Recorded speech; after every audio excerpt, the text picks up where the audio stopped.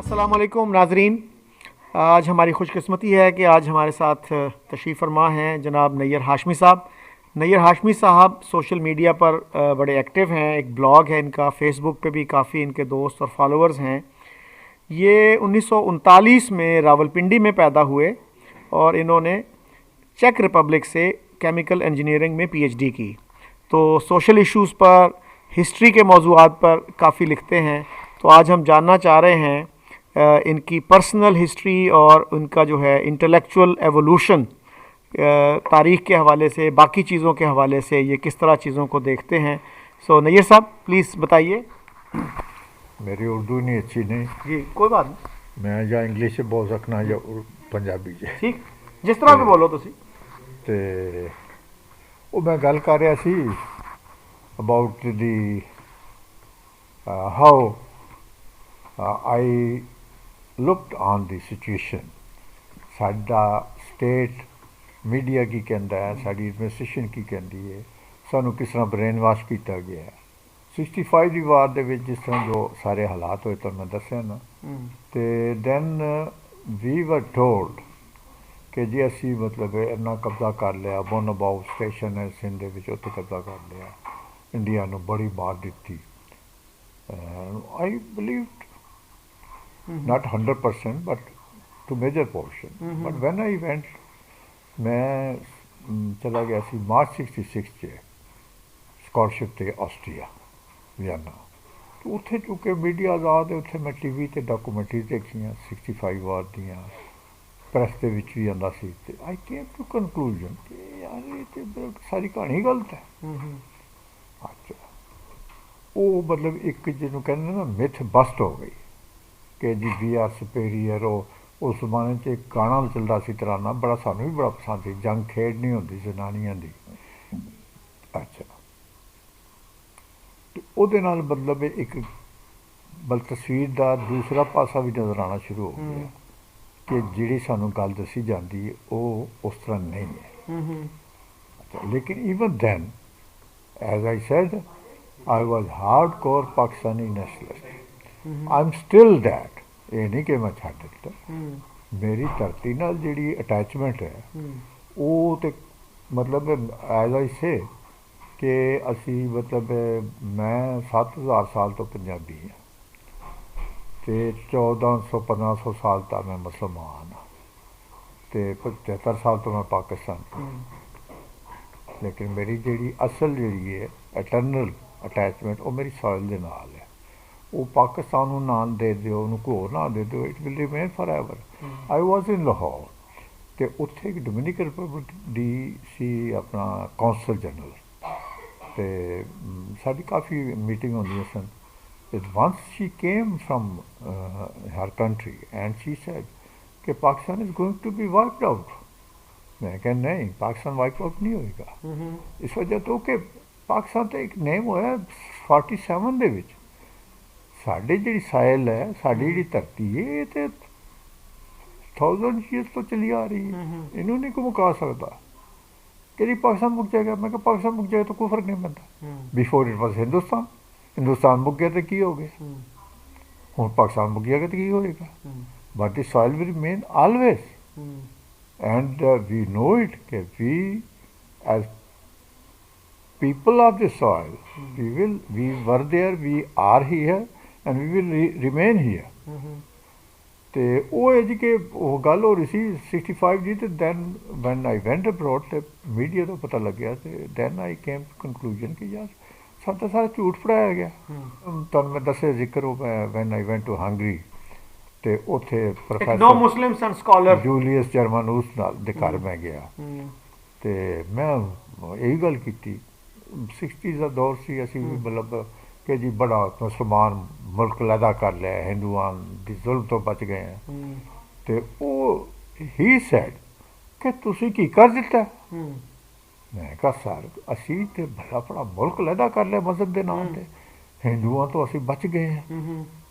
मैं कहा जी कि तुसी तो बेड़ा गर्क करता मुसलमानों का, तुसी अपने आप में तकसीम कर लिया, तुसी तो नुकसान किया इस्लाम का तो मुसलमानों का। तुसी अगर इंडिया इकट्ठा रहता तो तुसी बड़ी फॉर्मिडेबल फोर्स हो, ਤੁਸੀਂ ਤਾਂ ਮੁਸਲਮਾਨਾਂ ਨੂੰ ਨੁਕਸਾਨ ਪਹੁੰਚਾਇਆ। ਆਈ ਵਾਜ਼ ਸ਼ੌਕਡ, ਇਹ ਬੰਦਾ ਕੀ ਕਹਿ ਰਿਹਾ, ਬਿਕਾਜ਼ ਆਈ ਵਾਜ਼ ਆਲਸੋ ਇੰਡੋਕਟਰੀਨੇਟਿਡ। ਜੋ ਮੀਡੀਆ ਕਹਿ ਰਿਹਾ ਸੀ, ਜੋ ਸਾਡਾ ਮੁਤਾਲਿਆ ਪਾਕਿਸਤਾਨ ਕਹਿ ਰਿਹਾ ਸੀ, ਜੋ ਸਾਡੀ state establishment civil and military ਦੋਨੋਂ ਕਹਿ ਰਹੇ ਸੀ। ਮੈਂ ਕਿਹਾ ਜੀ ਇਹ ਤਾਂ ਬੜੇ ਨੇ ਲਰਨਡ ਬੰਦੇ ਨੇ, ਕੀ ਕਹਿ ਰਹੇ ਨੇ। ਲੇਕਿਨ ਫਿਰ ਮੈਂ ਸੋਚਿਆ ਕਿ ਯਾਰ ਇਹ ਬੰਦਾ ਜਿਹੜੀ ਗੱਲ ਕਰ ਰਿਹਾ ਕਿਉਂ ਕਹਿ ਰਿਹਾ। And then slowly and steadily I started researching into this ਕਿ ਪਾਕਿਸਤਾਨ ਦਾ ਜੈਨੇਸਿਸ ਕੀ ਹੈ। ਮੇਰੇ ਬਲੌਗ 'ਤੇ ਕੋਈ ਤੁਹਾਨੂੰ 3-4 ਆਰਟੀਕਲ ਮਿਲਣਗੇ ਵਿਚ ਵਰ ਮਤਲਬ ਬਲਕਿ 4 ਕੀ 6-7 ਆਰਟੀਕਲ ਕਿ ਪਾਕਿਸਤਾਨ ਜਿਹੜਾ ਹੈ it was need of the hour, ਔਰ ਇਸ ਤੋਂ ਬਗੈਰ ਚਾਰਾਕਾਰ ਕੋਈ ਨਹੀਂ। ਬਟ ਲੇਟਰ ਔਨ ਜਦੋਂ ਮੈਂ ਤਸਵੀਰ ਦੇ ਸਾਰੇ ਰੁਖ ਦੇਖੇ ਤਾਂ ਪਤਾ ਲੱਗਿਆ ਕਿ ਨਹੀਂ, ਇਟ ਵਾਜ਼ ਜਸਟ ਇਹ ਸਾਰੀ ਸਕੀਮ ਸੀ ਐਂਬਰਿਸ਼ਡ ਸੀ ਅਮਰੀਕਨਸ ਔਰ ਬ੍ਰਿਟਿਸ਼। ਸੋਵੀਅਤ ਯੂਨੀਅਨ ਜਿਹੜਾ ਸੀ ਉਹ ਮਤਲਬ it was A super power, ਔਰ ਉਹ ਕਮਿਊਨਿਜ਼ਮ ਤੇ ਨਹੀਂ ਸੋਸ਼ਲਿਜ਼ਮ ਨੂੰ ਫੈਲਾ ਰਿਹਾ ਸੀ, ਔਰ ਸੋਸ਼ਲਿਜ਼ਮ ਬੜਾ ਪਪੂਲਰ ਸੀ। ਫਿਰ ਆਈ ਵਾਜ਼ ਆਲਸੋ ਪਾਰਟ ਆਫ ਦੈਟ ਮਤਲਬ phenomenon. मेरा Che Guevara जैसी, we consider him a hero. I was German Student Union ਜਿਹੜੀ ਸੀ, I was a member of that, or we were in the front against the establishment in Austria. ਅਸੀਂ ਸ਼ਾਹੀਰਾਨਾ ਦੇ ਖਿਲਾਫ demonstration 'ਚ ਹਿੱਸਾ ਲਿਆ ਤੇ because I was member of the German and Austrian Social Student Union. The America and Britain, they were very much afraid कि अगर south Asia च रूस आ गया तो साडा तो बड़ा गर्क हो जाना, क्योंकि अपने सिस्टम तो दुश्मनी सी ओदी। वो फिर उन्होंने स्कीम बनाई। इंटरस्टिंगली मेरी जी ना जी मेरी मतलब बिकॉज तुसी जिस तरह का थोड़ा एनवायरनमेंट होता है ना, they model your personality. My brother in law he was a jat, ਅਸੀਂ तो मतलब so called, I don't know who, I don't believe in this, we are Sayyid, लेकिन वो मतलब मेरे बहनों ही सन, वो बड़े पढ़े लिखे सन, है तो वो मतलब रेलवे के गार्ड सन, मेरे फादर भी रेलवे के गार्ड सन, but he was very valid person. History नाल उन्होंने मेरी दिलचस्पी पैदा की थी। उन्होंने कहा जी कि जर्मन जोड़े सन ना, ये अगर ना होंगे तो गोरिया ने इतों नहीं सी जाना, and it was a fact. ये तो हूँ मैं मतलब पढ़िया तो पता लग्या कि वो गल उन्होंने गलत नहीं सी। जर्मनी दी ते एलाइज दी वार हुई, उस वार दे विच जर्मनी शिकस्त हो गई, ठीक है, but the victorious powers special Britain bankrupt हो गया सी।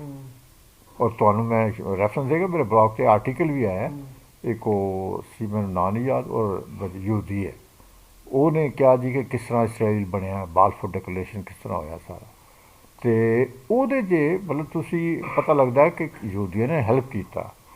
ਬਰਤਾਨੀਆ ਜੰਗ ਨਹੀਂ ਸੀ ਲੜ ਸਕਦਾ, ਯਹੂਦੀਆਂ ਨੇ ਬਰਤਾਨੀਆ ਨੇ ਕੋਸ਼ਿਸ਼ ਕੀਤੀ ਕਿ ਮੈਨੂੰ ਕੋਈ ਹੈਲਪ ਕਰੇ, ਕਿਉਂਕਿ ਇਕਾਨਮੀ ਬਗੈਰ ਪੈਸੇ ਤਾਂ ਚੱਲਦੀ ਨਹੀਂ, ਵਾਰ ਤਾਂ ਖਾਂਦੀ ਹੀ ਪੈਸਾ।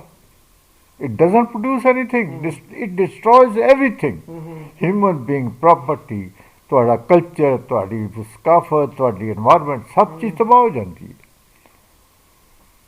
ਬਰਤਾਨੀਆ ਬੀਇੰਗ ਐਮਪਾਇਰ, ਜਿੱਥੇ ਸੂਰਜ ਗਰੀਬ ਨਹੀਂ ਸੀ ਹੁੰਦਾ, ਉਹ ਮਤਲਬ ਬੈਕਰਮਸੀ ਦੇ ਕਰੀਬ ਪਹੁੰਚ ਗਿਆ।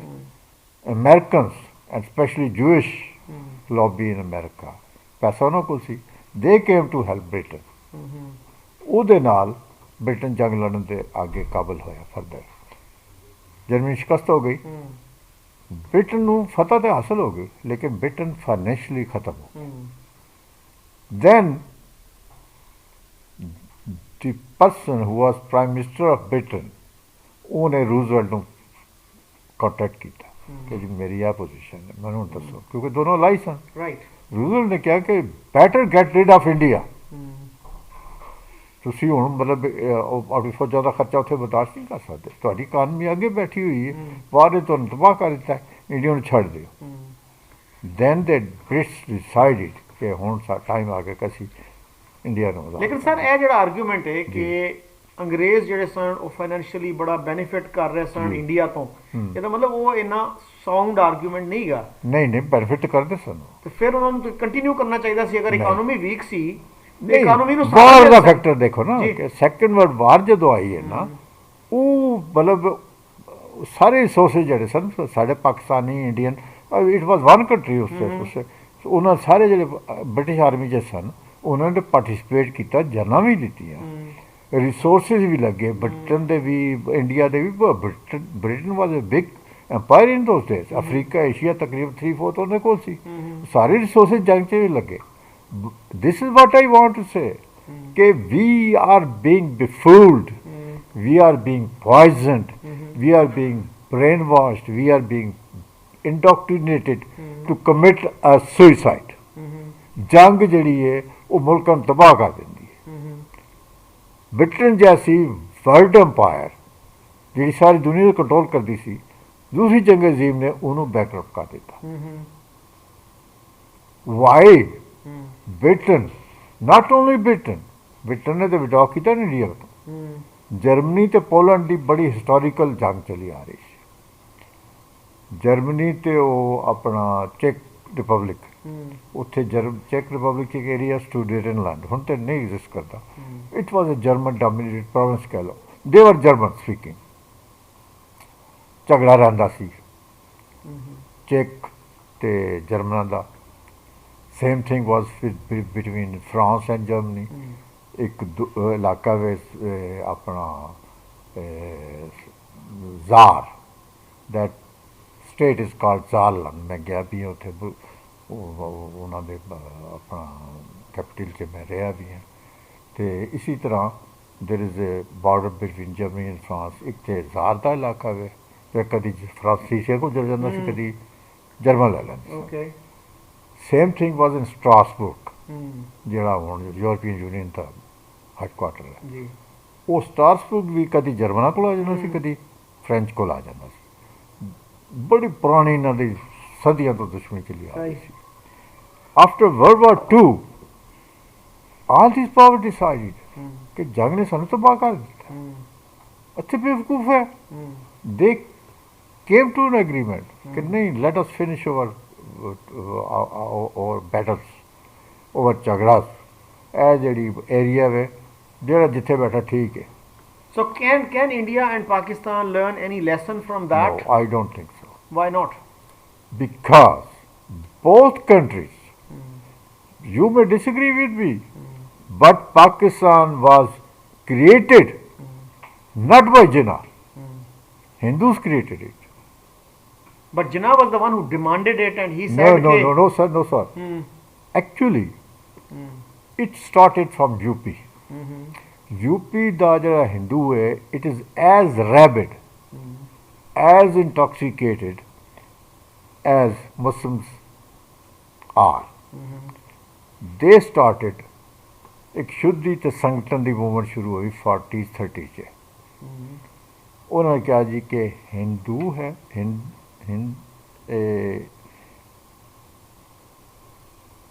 हिंदुस्तान में रहना होगा तो हिंदू बन के रहना होगा।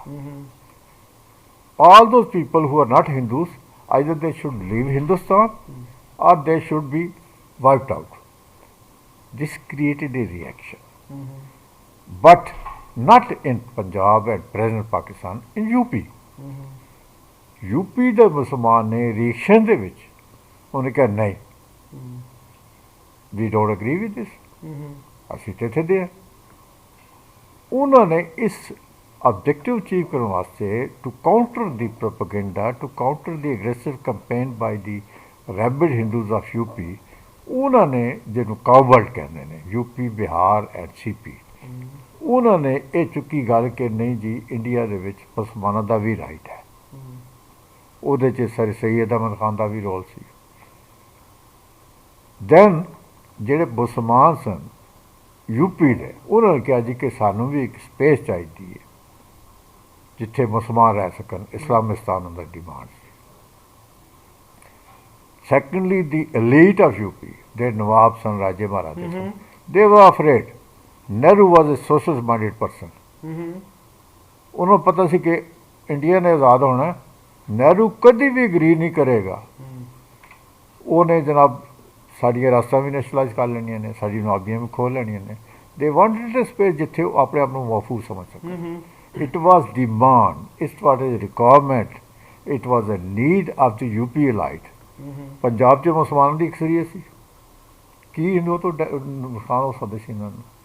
ਸਰਹੱਦ ਦੇ ਵਿੱਚ ਮੁਸਲਮਾਨ ਦੀ ਅਕਸਰੀਅਤ ਸੀ, ਸਿੰਧ 'ਚ ਮੁਸਲਮਾਨ ਅਕਸਰੀਅਤ 'ਚ ਸਨ, ਬਲੋਚਿਸਤਾਨ ਮੁਸਲਮਾਨ ਅਕਸਰੀਅਤ 'ਚ ਸਨ। ਐਂਡ ਆਈ ਬਿਲੀਵ ਕਿ 11 ਮੁਸਲਮਾਨ ਹੋਣ ਅਤੇ 4 ਹਿੰਦੂ ਹੋਣ, ਕਦੀ ਮੁਸਲਮਾਨ ਦਾ ਮੁਕਾਬਲਾ ਨਹੀਂ ਕਰ ਸਕਦੇ। Quantity matters and quality also matters. ਮੁਸਲਮਾਨਾਂ ਕੋਲ ਪਾਰਟੀਸ਼ਨ ਦੇ ਟਾਈਮ 'ਚ ਵੀ they had the numerical strength as well as they had a clout. Hindu ਡਰਦੇ ਸਨ ਮੁਸਲਮਾਨਾਂ ਤੋਂ, ਲੇਕਿਨ ਮੁਲਾਜ਼ਮਤਾਂ 'ਚ ਔਰ ਬਿਜ਼ਨਸ 'ਚ ਹਿੰਦੂ ਬਹੁਤ ਅੱਗੇ ਸਨ, ਵਿਚ ਵਾਜ਼ ਐਕਸਪਲੋਇਟਡ ਬਾਈ ਜਿਨਾ ਐਂਡ ਦੀ ਬ੍ਰਿਟਸ ਕਿ ਤੁਹਾਡਾ ਜ਼ੁਲਮ ਹੋ ਰਿਹਾ। And it was supported ਫਾਈਨੈਂਸਡ by the UP lead, ਕਿਉਂਕਿ ਉਹਨਾਂ ਦੀ ਵੀ ਰਿਕੁਆਇਰਮੈਂਟ ਇਹ ਸੀ ਕਿ ਸਾਨੂੰ ਕੋਈ ਜਗ੍ਹਾ ਮਿਲੇ। And Pakistan was actually created that's why ਮੈਨੂੰ ਮਤਲਬ ਉਰਦੂ ਸਪੀਕਿੰਗ ਉਰਦੂ ਬੋਲਣਾ, ਮੈਂ ਅਦਰਵਾਈਜ਼ ਮੈਂ ਪੰਜਾਬੀ ਬੋਲਣਾ, ਕਿਉਂਕਿ ਇਹਨਾਂ ਨੇ ਸਾਨੂੰ ਉਰਦੂ ਇੱਕ is a beautiful language, but it has become a symbol of governance, a symbol of rule, a symbol of Islam, a symbol of religion to dominate other languages, other peoples of Pakistan. I have direct encounter with these people.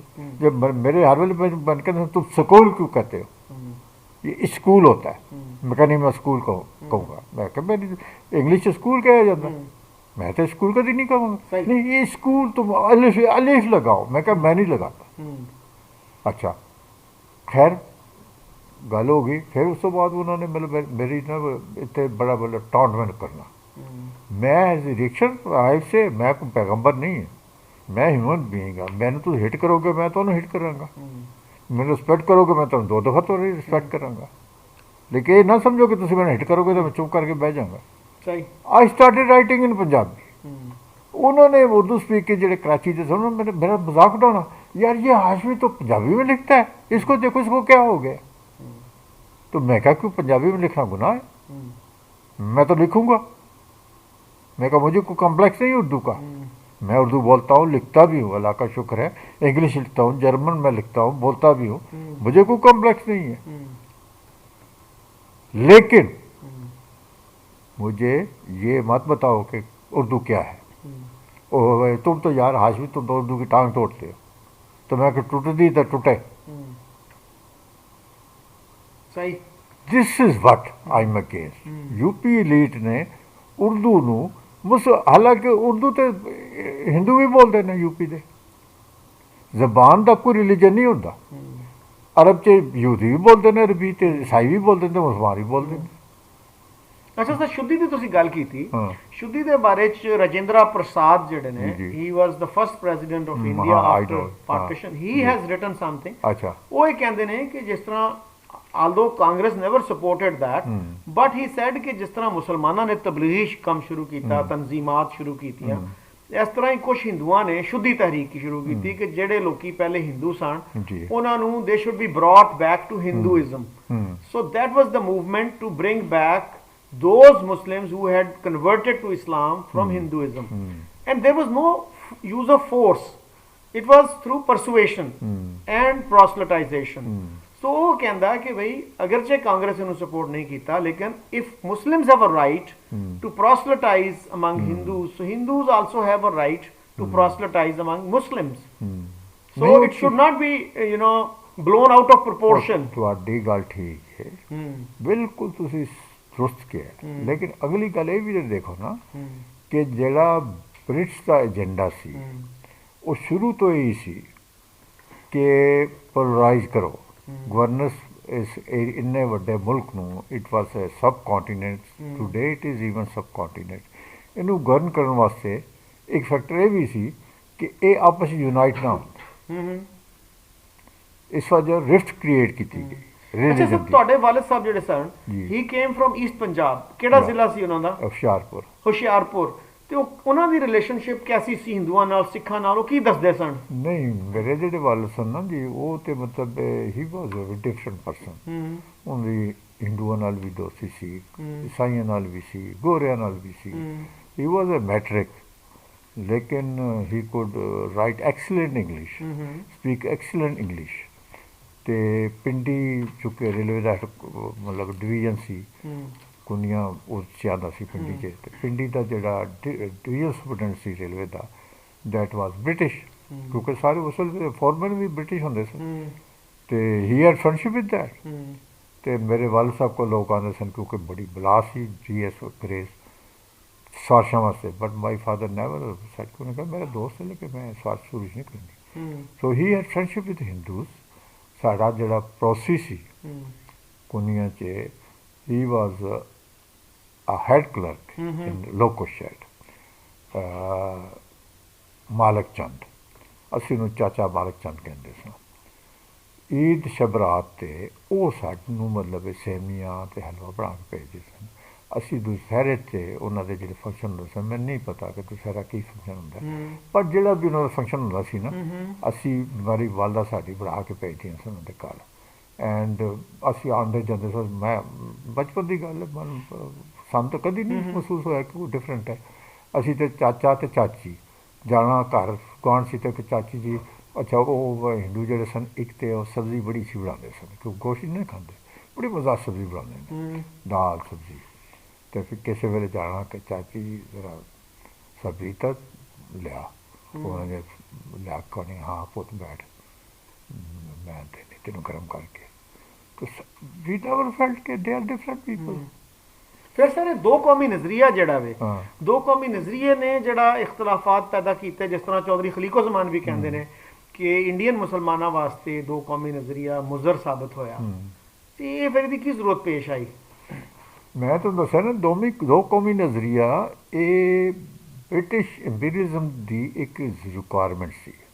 ਉਹਨੂੰ ਫਿਰ argument ਕੀਤਾ Americans ਨੇ ਕਿ ਦੇ wanted ਏ western ਇਨ ਸਬ ਕੌਂਟੀਨੈਂਟ। ਨਹਿਰੂ ਤਾਂ ਉਹਨਾਂ ਨੂੰ ਪਤਾ ਸੀ ਕਦੀ ਅਗਰੀ ਨਹੀਂ ਕਰੇਗਾ, ਔਰ ਤੁਹਾਨੂੰ ਪਤਾ ਹੀ ਹਿਸਟਰੀ ਨੇ ਫਿਰ ਪ੍ਰੂਵ ਕੀਤਾ ਕਿ Nehru had a neutral stance between Soviet Union and America. Then what they wanted the embrace, ਉਹ ਅਚੀਵ ਕੀਤਾ ਉਹਨਾਂ ਨੇ in the form of Pakistan. ਉਹਦੇ ਵਾਸਤੇ ਟੂ ਨੇਸ਼ਨ ਥਿਊਰੀ ਕਰੀ ਗਈ। Two nation theory is a hoax. ਇਹਦਾ ਤਾਂ ਕੋਈ ਮਤਲਬ ਬੇਸਿਸ ਹੀ ਕੋਈ ਨਹੀਂ ਨਾ।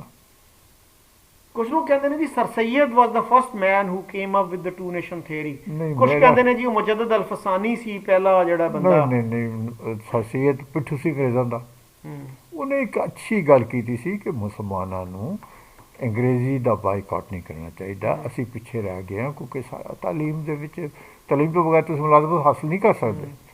ਅਤੇ ਇੱਕ ਲਿਹਾਜ਼ਾ ਉਹਦਾ ਕੰਮ ਠੀਕ ਸੀ। But he was also a stooge of the British. ਉਹ ਬ੍ਰਿਟਿਸ਼ ਪ੍ਰੋਗਰਾਮ ਨੂੰ ਅੱਗੇ ਵਧਾ ਰਿਹਾ ਸੀ। ਉਹਦਾ ਇਸਲਾਮ ਨਾਲ ਕੋਈ ਤਲਕ ਨਹੀਂ ਸੀ। ਅੱਛਾ, ਮੈਂ ਨਹੀਂ ਸਮਝਦਾ ਕਿ ਸਰ ਸੈਯਦ ਦਾ ਕੋਈ ਰੋਲ ਹੈ। ਸਰ ਹੁਣ ਕੀ ਤਰੀਕਾ ਹੈ ਇਹਨਾਂ ਦੋਨਾਂ ਮੁਲਕਾਂ ਨੂੰ ਦੁਸ਼ਮਣੀ ਤੋਂ ਨਿਕਲ ਕੇ ਕੋਈ ਦੋਸਤੀ ਵੱਲ, ਕੋਈ ਕੋਆਪਰੇਸ਼ਨ ਵੱਲ? ਸਾਡੀ ਇਕੋਨਮੀ ਦਾ ਦੇਖ ਲਓ ਕੀ ਹਾਲ ਹੈਗਾ। ਇਹ ਤਰੀਕਾ ਜਿਹੜਾ ਜੀ ਨੇ, ਇਹ ਜਦ ਤੱਕ, ਮੈਂ ਅੱਗੇ ਵੀ ਅਗਲੇ ਦਿਨ ਵੀ ਕੱਲ੍ਹ ਹੀ ਲਿਖਿਆ ਕਿ ਜਦ ਤੱਕ ਸਾਡੀ ਫੌਜ ਨੂੰ ਬੈਰਕਾਂ ਤੱਕ ਮਹਿਦੂਦ ਨਹੀਂ ਕੀਤਾ ਜਾਏਗਾ ਨਾ, ਪਾਕਿਸਤਾਨ ਦਾ ਮਸਲਾ ਹੱਲ ਨਹੀਂ ਹੋਣਾ। ਇਹ ਸਾਰੀ ਜੜ ਫੌਜ ਹੈ। ਠੀਕ ਹੈ, ਮੈਂ ਕਹਿਣਾ ਕਿ ਪਾਕਿਸਤਾਨ ਬਣ ਗਿਆ, we can't undo it, we should not undo it.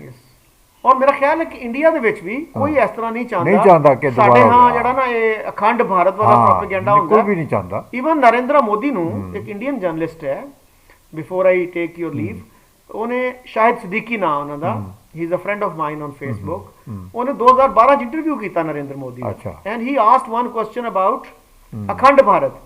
ਉਹ ਮੋਦੀ ਨੇ ਬੜਾ ਇੰਟਰਸਟਿੰਗ ਜਵਾਬ ਦਿੱਤਾ। ਉਹਨੇ ਕਿਹਾ ਮੁਸਲਮਾਨ, ਤੁਹਾਡੀ ਮੁਸਲਮਾਨਾਂ ਦੀ ਇੱਕ ਸਾਜ਼ਿਸ਼ ਹੈ, ਮੈਂ ਨਹੀਂ ਅਖੰਡ ਭਾਰਤ ਚਾਹੁੰਦਾ। ਅਖੰਡ ਭਾਰਤ ਹੋਇਆ ਤੇ India will eventually become a Muslim majority country. I'm happy with present borders of India. That is what he said. ਬਿਲਕੁਲ ਸਹੀ ਹੈ। ਉਹ ਤੁਸੀਂ ਜਿਹੜੀ ਗੱਲ ਕੀਤੀ ਨਾ, ਤੁਸੀਂ ਵੀ ਮੈਂਸ਼ਨ ਕੀਤਾ ਸਰਦਾਰ ਪਟੇਲ ਦੀ ਗੱਲ, ਕਿ ਇਹ ਜਿਹੜਾ ਹੈ ਇਹ ਮਤਲਬ ਕੈਂਸਰ ਹੈ।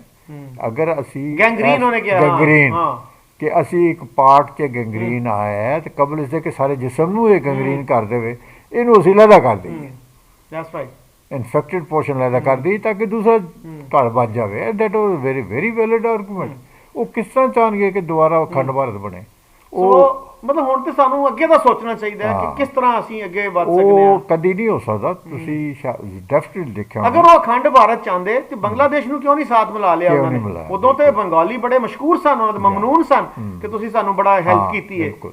ਉਸ ਵਕਤ ਨਹੀਂ ਉਹਨਾਂ ਨੇ ਸ਼ਾਮਿਲ ਕੀਤਾ ਬੰਗਲਾਦੇਸ਼ ਨੂੰ। ਨਹੀਂ ਉਹ ਤੇ ਸਾਰਾ ਮਤਲਬ ਫਰਾਡ ਹੈ ਨਾ, ਇਟਸ ਅ ਹੋਕਸ ਕਿ ਜੀ ਉਹ ਅਖੰਡ ਭਾਰਤ ਚਾਹੁੰਦੇ ਨੇ, ਕਿਉਂਕਿ ਸਾਡੀ ਬੁਨਿਆਦ ਹੀ ਨਫ਼ਰਤ ਹੈ।